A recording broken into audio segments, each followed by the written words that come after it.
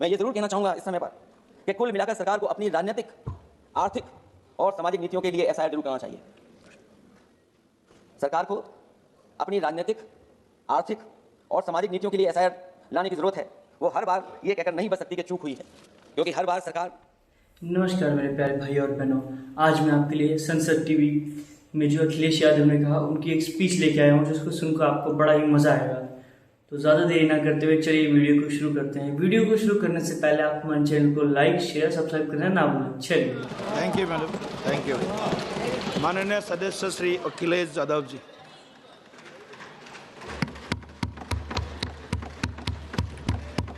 माननीय सभापति जी,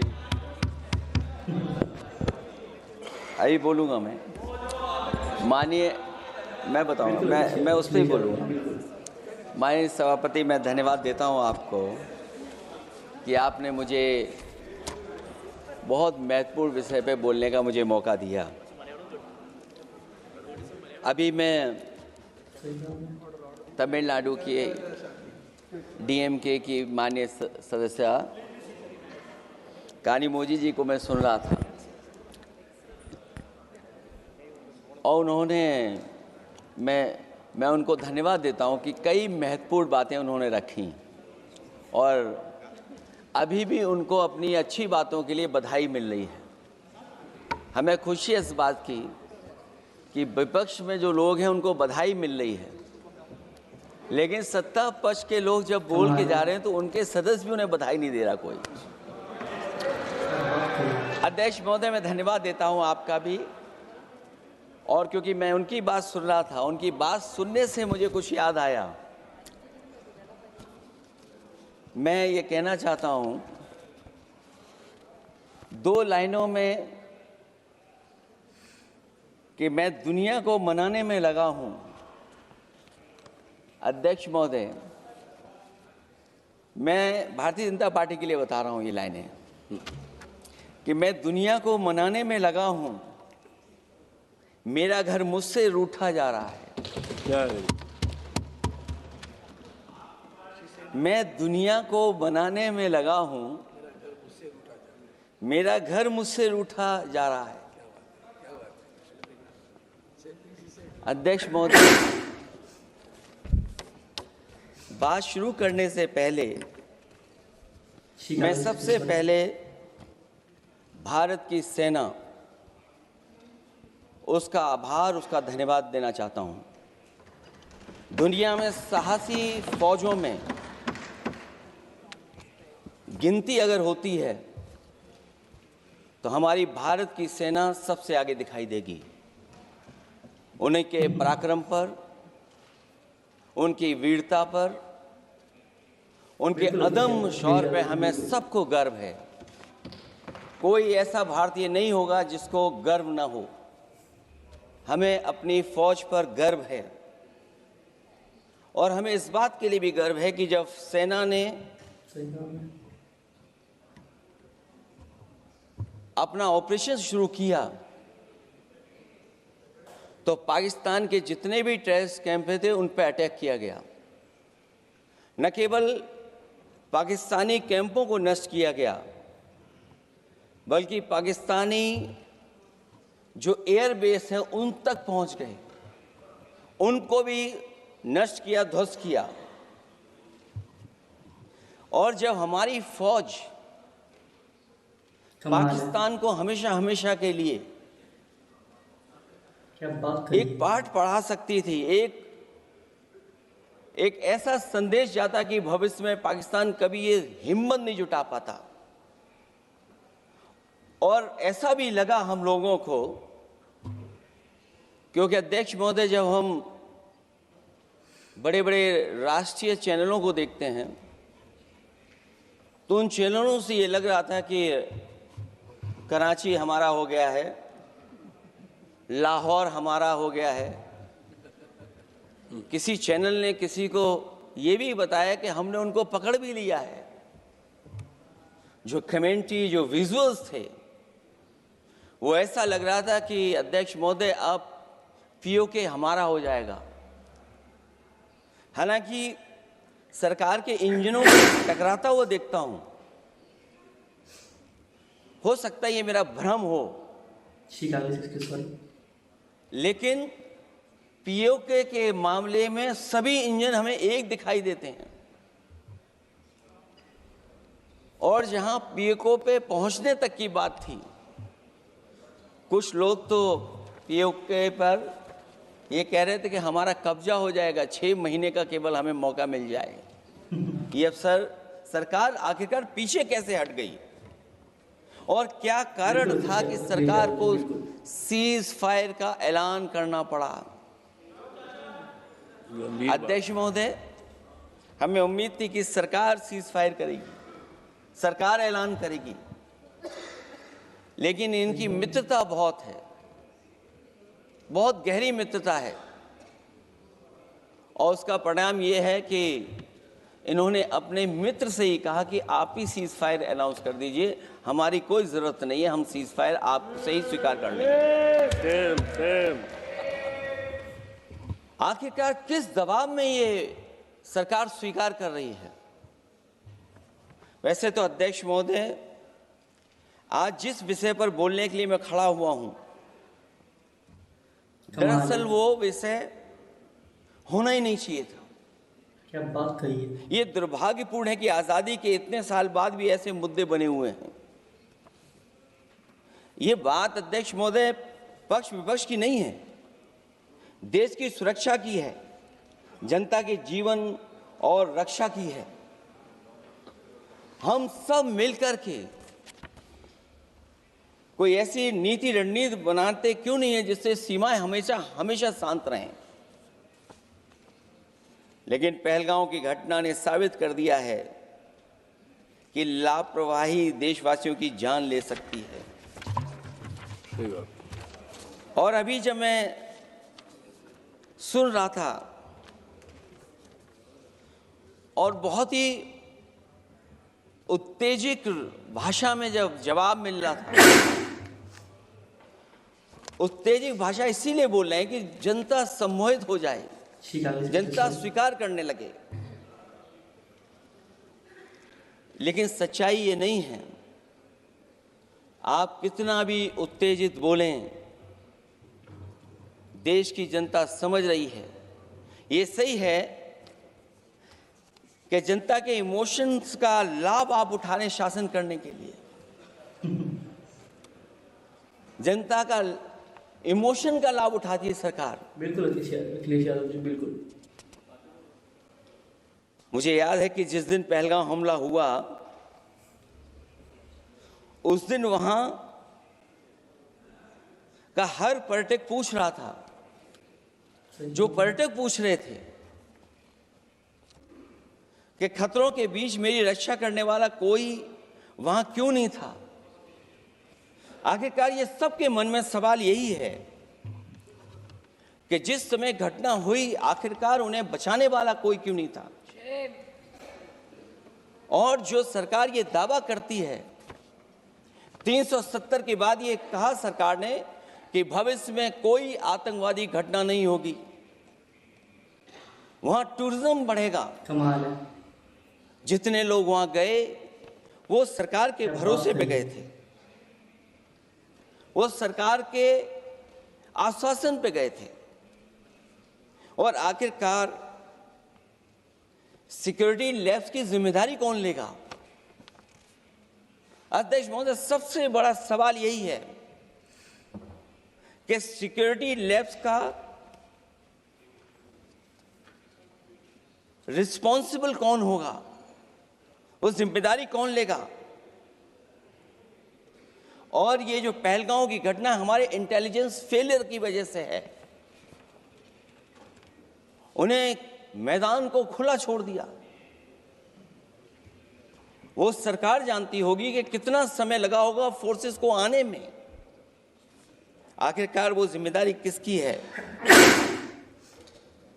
और फिर सरकार को ये जरूर बताना चाहिए कि सरकार क्या क्या कदम उठा रही है कि भविष्य में ऐसी घटना ना हो। क्योंकि पहलगांव से पहले पुलवामा भी हुई, और पुलवामा में भी यही बात रखी गई थी कि इंटेलिजेंस फेलियर है। उस समय भी किसकी जिम्मेदारी थी इंटेलिजेंस फेलियर की, किसी को नहीं पता। और अगर इंटेलिजेंस फेलियर पहले था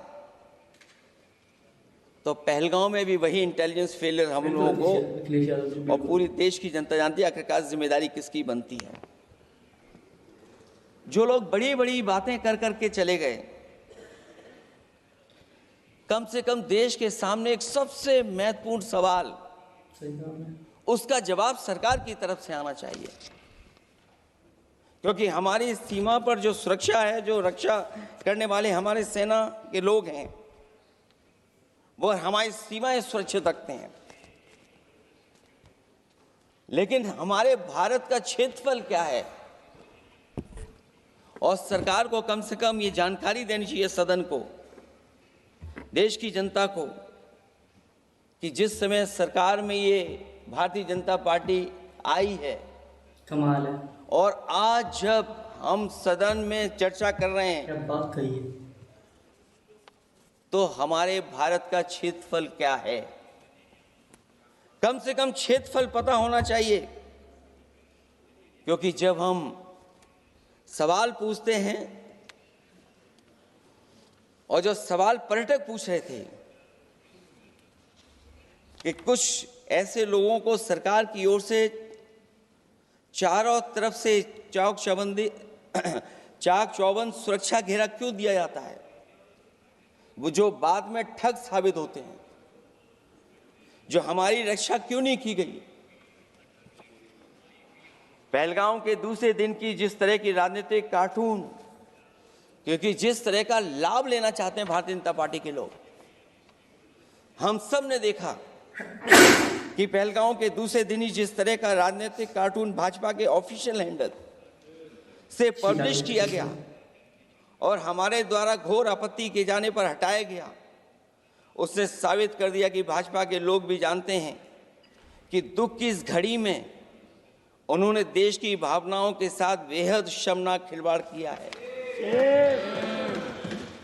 भाजपा बताए कि ऐसे संवेदनहीन लोगों के खिलाफ उन्होंने क्या कार्रवाई की है।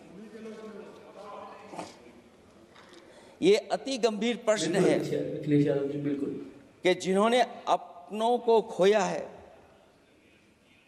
उन पर दबाव डाल करके बयान भले बदलवा दिए जाएं, लेकिन भाजपा याद रखें, बयान बदलवाने से सच नहीं बदल जाता है। पहलगांव के शहीद सैनिक की पत्नी द्वारा देश हित में शांति और सौहार्द की अपील करने पर उनसे जिस तरह का दुर्व्यवहार और उपशब्द कहे गए, उससे हर महिला और सच्चा देश प्रेमी बहुत दुखी है, आहत और शर्मिंदा हुआ है। ये सब जानते हैं कि किन लोगों की हरकत थी। इस संदर्भ में और परिप्रेक्ष्य में हमने महिला आयोग को पुरजोर अपील की थी कि वो नारी की गरिमा के विरुद्ध गलत बयानी करने वालों के खिलाफ केवल शाब्दिक औपचारिकताएं न निभाएं और बल्कि सही से कार्रवाई करें, लेकिन उस पर भी कुछ नहीं किया सरकार ने। पहलगाम की पीड़ित महिलाओं के बारे में कहे गए बयान के लिए निंदनीय शब्द से निंदनीय शब्द तक को आपत्ति होगी। नारी वंदन की जगह नारी का अपमान, निंदा और हर संभव शोषण उत्पीड़न करना ही भाजपा का असली चेहरा है, जो बेहद शर्मनाक है। पहलगांव में हुए आतंकवादी हमले के जवाब में एलजी साहब ने कहा कि वो इंटेलिजेंस फेलियर है, लेकिन यह नहीं बताया कि फेलियर क्यों हुआ है। अध्यक्ष महोदय, मैं उम्मीद करता हूं कि सरकार का ये जवाब जरूर आए कि फेलियर क्यों हुआ है।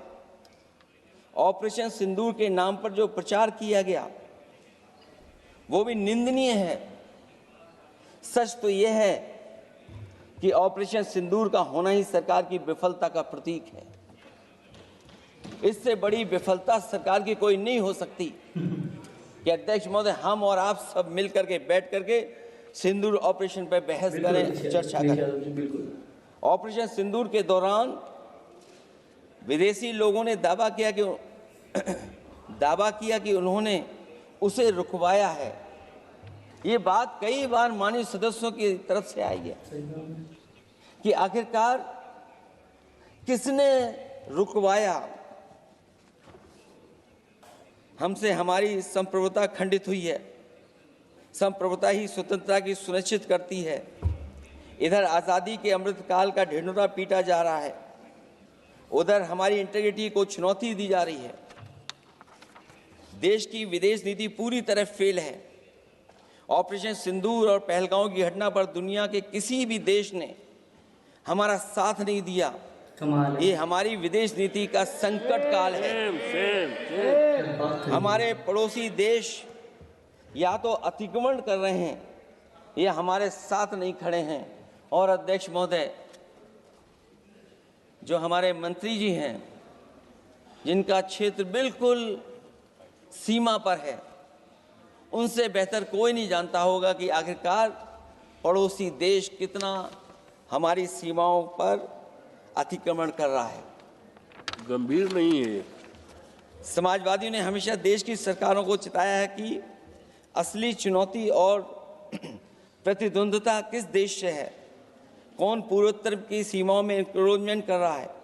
सरकार को ऐसे मामलों में साहस और समझदारी से काम लेना होगा। सीमाओं से समझौता नहीं करना चाहिए। आज सरहदों के साथ देश के कारोबार को भी चुनौती मिल रही है। सरकार को आगे बढ़कर के उसका समाधान करना है, 2 कदम पीछे करने नहीं है। अध्यक्ष महोदय, जो हम लोगों को सुनने में मिलता है, ये सरकार जवाब दे कि आखिरकार जो पाकिस्तान है उसके पीछे कौन सा देश खड़ा है।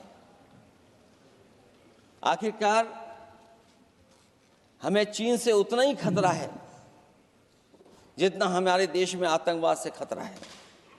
बिल्कुल। सरकार की जो नीतियां हैं, सरकार के जो फैसले हैं, वो कहीं न कहीं ऐसे हैं जो हमारा सीमाओं का अतिक्रमण कर रहा है, उसी की व्यापारिक गतिविधियों में मदद करने का काम करते हैं। सरकार को अपनी आर्थिक नीतियों के लिए गंभीरता से पुनर्विचार करना होगा। हमारा व्यापार कारोबार मजबूत होगा तो कोई हमें चुनौती नहीं दे पाएगा। बात केवल $1 ट्रिलियन की नहीं, बल्कि देश की सुरक्षा और आत्मनिर्भरता की होनी चाहिए। एक तरफ स्वदेशी की नीति को इस प्रकार सरकार ने ताक पर फ्री ट्रेड की बात की है, तो दूसरी तरफ मैन्युफैक्चरिंग की जगह देश को ट्रेडर कंट्री बनाकर छोड़ दिया है। यही देश के क्या बात कही है। बेरोजगारी की वजह भी है। ट्रेडर्स की मुनाफाखोरी और चंदा वसूली की वजह से महंगाई बढ़ रही है। आर्थिक मामलों में ये सरकार पूरी तरह फेल हो चुकी है। भ्रष्टाचार के कारण हर जगह सड़कें और पुल ध्वस्त हो रहे हैं, टंकियां गिर रही हैं और करप्शन जगह जगह लीक होकर के टपक रहा है। मैं ये ज़रूर कहना चाहूँगा इस समय पर कि कुल मिलाकर सरकार को अपनी राजनीतिक, आर्थिक और सामाजिक नीतियों के लिए एफआईआर जरूर करना चाहिए। सरकार को अपनी राजनीतिक, आर्थिक और सामाजिक नीतियों के लिए एफआईआर लाने की ज़रूरत है। वो हर बार ये कहकर नहीं बच सकती कि चूक हुई है, क्योंकि हर बार सरकार ये कोशिश करती है कि इन घटनाओं से बच जाएं हम, केवल चूक कह कर करके। केवल हमारी सीमाएं जो पाकिस्तान से जुड़ी हैं, वहाँ तो आतंकवाद का हमेशा खतरा ही रहता है, लेकिन जो दूसरी सीमाएं हमारे देश की जुड़ी हुई हैं, उनसे भी हमारे देश को लगातार खतरा बढ़ता चला रहा है। आज अपनी सीमा की स्थिति गलवान से पहले की स्थिति तक भी नहीं लौटी है। जो पहले स्थिति थी वहाँ ये सरकार नहीं पहुँच पाई है। वास्तविक में नियंत्रण रेखा के कई क्षेत्रों में महत्वपूर्ण बफर जोन जब भारतीय गश्ती के लिए उपलब्ध नहीं है, तो पूर्वी लद्दाख में अतिरिक्त भारतीय तैनाती जारी है, जिससे सेना को सैनिकों की भारी कमी का सामना करना पड़ रहा है। हमें उम्मीद है कि जब इतने महत्वपूर्ण समय पर बहस हो रही है तो सरकार अपनी अग्निवीर वाली योजना को वापस लेने का काम करेगी, जिससे कम से कम सेना की कमी, हमें सेना को पूरी की पूरी सेना मिल सके। जनवरी में अपनी वार्षिक प्रेस वार्ता में जब सेना प्रमुख ने से ये पूछा गया तो उन्होंने जवाब डालते हुए कहा कि गश्ती से जुड़े फैसले अब स्थानीय कमांडरों पर छोड़ दिए गए हैं। जैसे भारत की सीमाओं की पवित्रता अब राजनीतिक नेतृत्व का नहीं बल्कि स्थानीय सेवा अधिकारियों का मामला रह गया है। इस पे भी सरकार को बहुत गंभीरता से सोचना पड़ेगा कि जहां लगातार हमारी सीमाओं का एनक्रोचमेंट हो रहा है। चीन ने भारतीय वाहन निर्माताओं के लिए आवश्यक दुर्लभ खनिजों की आपूर्ति रोक दी है। सुना है कि बुलेट ट्रेन प्रोजेक्ट के लिए सुरंग खोदने वाली मशीनें, डीएपी जैसे उर्वरक और यहाँ तक कि कई बड़ी कंपनियों की रणनीति के तहत उनकी सप्लाई रोकने का काम किया है। जहां हम एक तरफ आत्मनिर्भर का नारा दे रहे हैं, वहीं हम किस पर निर्भर होते चले जा रहे हैं, ये भी विचार करने का सवाल है। सुनने में आ रहा है कि कुछ महीनों के बाद सरकार बीजिंग में मंत्री अधिकारी सब मिलकर के कोई बहुत बड़ी मीटिंग होने जा रही है। कहीं ऐसा तो नहीं है जो कूटनीतिक भागदौड़ चल रही है, कहीं कोई हमारी कमजोरी तो नहीं उजागर कर रही है। इसलिए जहां हमें पाकिस्तान से खतरा है, उसकी सीमाओं से हमारा आतंकवाद आ रहा है, वहीं जो उसके पीछे खड़ा हुआ देश चीन, उससे भी हमें सावधान रहना पड़ेगा। और अध्यक्ष महोदय, हम सब समाजवादियों ने कई मौकों पर ये बात रखी और कही कि हमारा खतरा पाकिस्तान से नहीं है, हमारा खतरा है चीन से। न केवल वो हमारी जमीन छीन रहा है समय समय पर, बल्कि हमारे बाजार को भी छीनने का काम कर रहा है। इस सरकार को कहीं न कहीं आतंकवाद को और पाकिस्तान को लगाम लगाने के लिए 10 या 15 साल का ऐसा फैसला लेना चाहिए जिससे कि वहां से हमारा कारोबार कम होता चला जाए। और अगर हमारा देश महोदय कारोबार कम नहीं होगा तो हम अपने देश को आत्मनिर्भर भी नहीं बना पाएंगे। ये जो आत्मनिर्भर का नारा है, कहीं ऐसा तो नहीं है नारा कुछ व्यापारियों को लाभ पहुंचाने के लिए हो रहा हो? क्या व्यापार और राजनीति का संबंध ऐसा हो सकता है कि दोनों एक दूसरे का लाभ उठाएं? और याद रखें कि अगर हमें पाकिस्तान से खतरा है तो चीन राक्षस है, वो हमारी जमीन और हमारी बाजार दोनों छीन लेगा।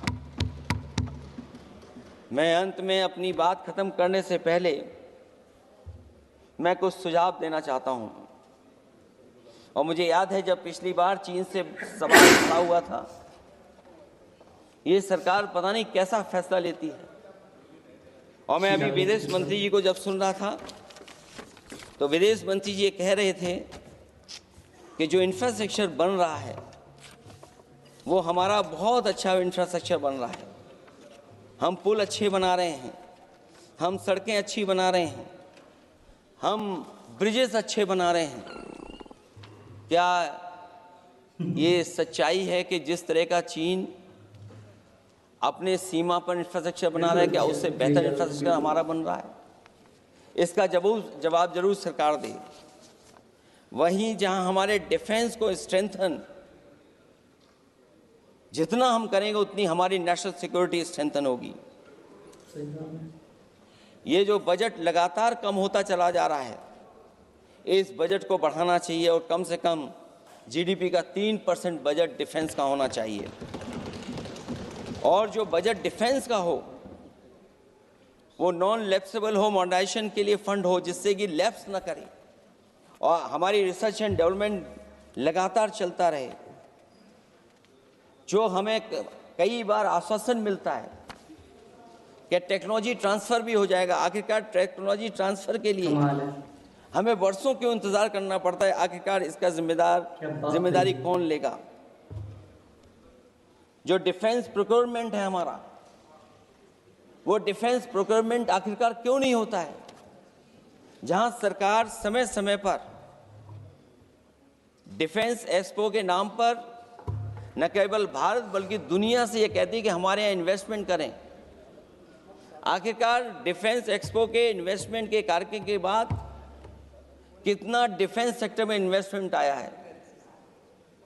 और साथ ही साथ जब आत्मनिर्भर की बात हो तो हमारे देश की अपनी रक्षा करने के लिए हमारे अपने लोग क्यों नहीं तैयार हो रहे हैं? यह सरकार इतना क्यों नहीं जोखिम उठा रही कि हम खुद तैयार हों उन चीज़ों को बनाने के लिए? इसलिए मैं एक बार ये कहता हूं कि जहां पर सेना ने बहुत बहादुरी के साथ अपने पराक्रम के साथ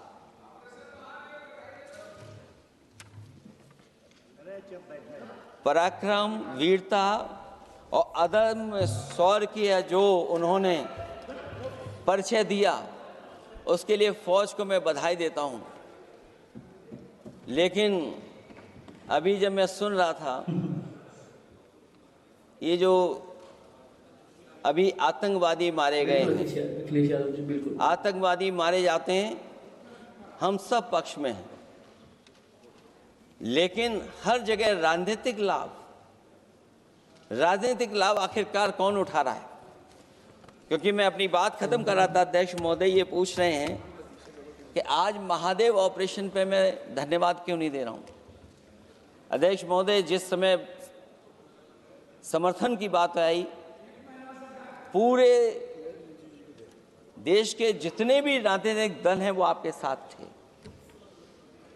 आखिरकार इनकाउंटर कल ही क्यों हुआ?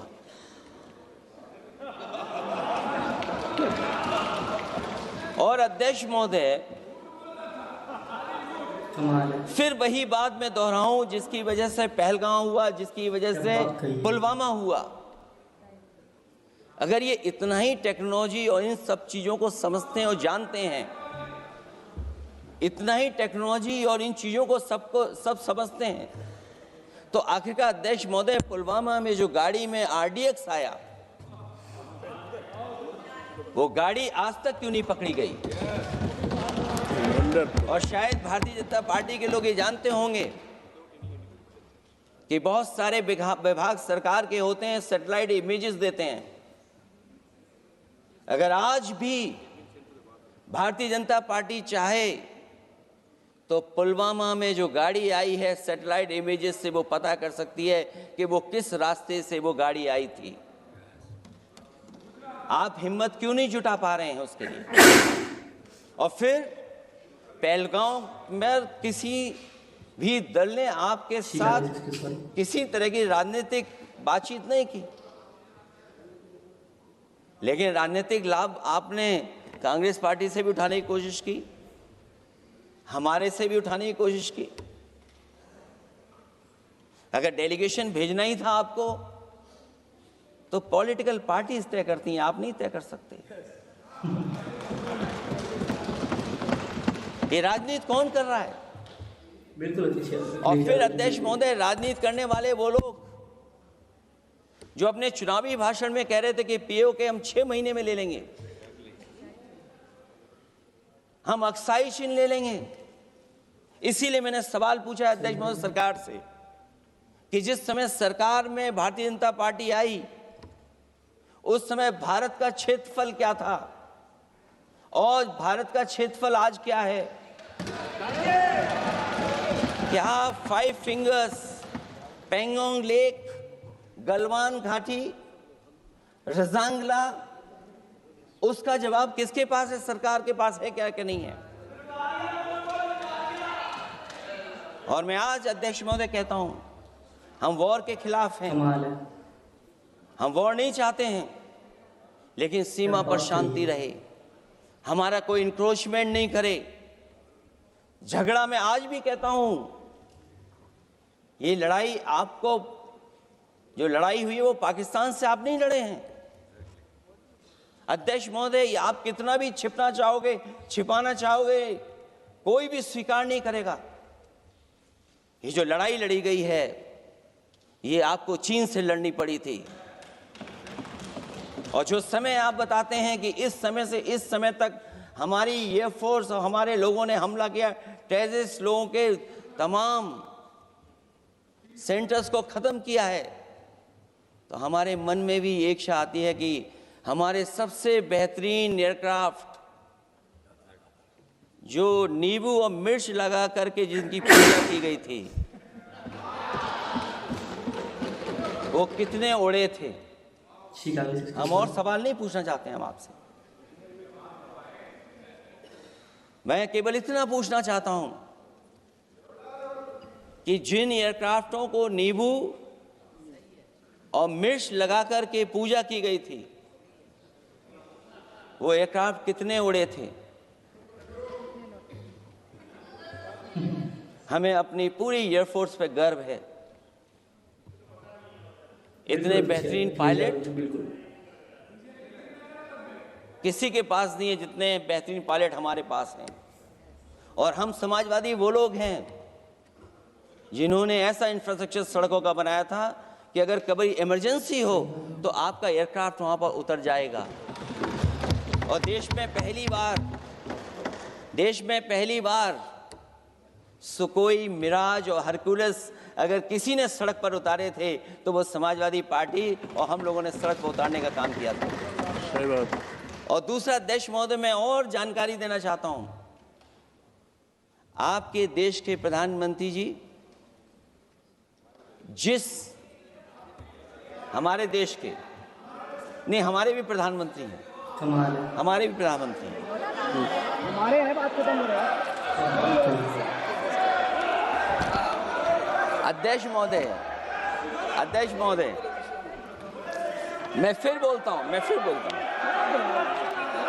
अध्यक्ष महोदय, मैं तो आपको बहुत अच्छा मान रहा था कि आप ही मुझे बुलवा के गए थे। मैं फिर बोलता हूं, देखिए प्रधानमंत्री जी की लाइनें हैं ये वाली, मैं दुनिया को मनाने में लगा हूं, मेरा घर मुझसे रूठा जा रहा है। आखिरकार कौन रूठा हुआ है इस देश में? जो हमने देखा इतने दिनों में, प्रधानमंत्री जी डिफेंस मिनिस्टर का भी रोल प्ले कर रहे थे। इसलिए जिस सड़क पर हमारे देश के प्रधानमंत्री जी हरकुलस विमान से उतरे थे, वो हाईवे किसी ने डिजाइन किया था? तो समाजवादी लोगों ने डिजाइन किया था। यूपी में तो डिजाइन हो गया एक और, लेकिन देश में क्यों नहीं ऐसी सड़कें बन रही जहां पर इमरजेंसी के समय पर एयरफोर्स इसको इस्तेमाल कर सके?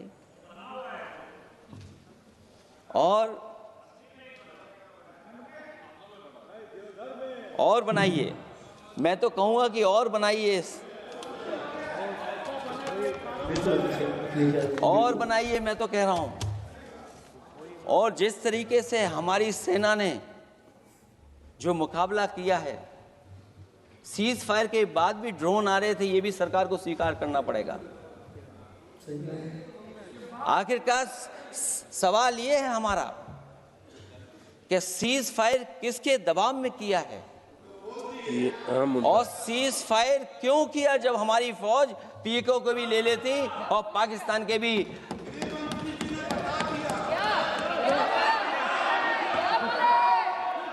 अध्यक्ष महोदय, सीज फायर आपके मंत्री जी ने नहीं किया, सीज फायर आपके मंत्री जी की तरफ से नहीं आया, क्योंकि हमारे मंत्री जी वो सोशल मीडिया को देखते नहीं है। सबसे पहले सोशल मीडिया पे बात आई थी, आपको 1 घंटे बाद किसी ने पढ़ के बताया होगा। इसलिए अध्यक्ष महोदय, मैं केवल इतना कहना चाहता हूं अपनी बात खत्म करते हुए, आखिरकार इंटेलिजेंस फेलियर की जिम्मेदारी किसकी है?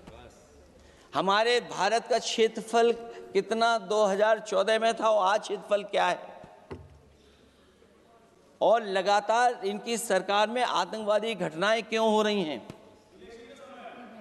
और हमारे देश को खतरा पाकिस्तान से तो है ही है, लेकिन उससे ज्यादा खतरा हमारा चीन से है। आखिरकार चीन से मुकाबले के लिए आपकी तैयारी क्या है? मुझे उम्मीद है कि जब सिंदूर ऑपरेशन पर सरकार की तरफ से जवाब आए तो इन सवालों का जवाब आए। बहुत बहुत धन्यवाद आपका। छोटा सा क्लैरिफिकेशन, अखिलेश जी ने बोला, मैं उसका भाषण पे नहीं जा रहा हूँ। एक करेक्शन करना बहुत ज़रूरी है, नहीं तो वो रिकॉर्ड में चले जाएंगे, फिर बाद में सही नहीं होगा। इन्होंने अपना बात रखते समय कहा कि जिस प्रदेश से मैं आता हूँ वहाँ कितने अंदर चीन घुस करके कब्जा करके बैठे हैं, तो मैं रिकॉर्ड बहुत साफ करना चाहता हूँ। 1962 में जब चीन आक्रमण हुआ 10 अक्टूबर को, मेरे गांव से होते हुए 1 महीने 10 दिन असम के मिसामारी तक पहुंचे चीन के आर्मी। फिर वहाँ 21 नवंबर को सीज फायर करके वो पूरे के पूरे वापस विड्रॉ करके चले गए। जो जगह चीन ऑक्यूपाई करके रखा है असाफिला साइट में लोंजू, वो 1959 में जब हमारा वहाँ असम राइफल का कैंप था 1959 में कैप्चर किया, और उसके अतिरिक्त थोड़ा सा और एक्स्ट्रा जो लिया वो 1962 में कंप्लीट विड्रॉल नहीं। उसके बाद 1962 के बाद वहाँ मैकमोहन लाइन जमीनी पे रेखा नहीं, इसको LAC कहा जाता है, line of actual control. 1 inch कई सरकार आए हैं 1962 के बाद अरुणाचल प्रदेश में 1 इंच चाइना ने एक्स्ट्रा ना अंदर घुसा है ना जमीन लिया है। ये रिकॉर्ड क्लियर होना चाहिए। ओके। तो जैसा कि आपने अखिलेश यादव का स्पीच सुना, ऐसी और स्पीच सुनने के लिए हमारे चैनल को लाइक शेयर सब्सक्राइब करना ना भूलें। धन्यवाद।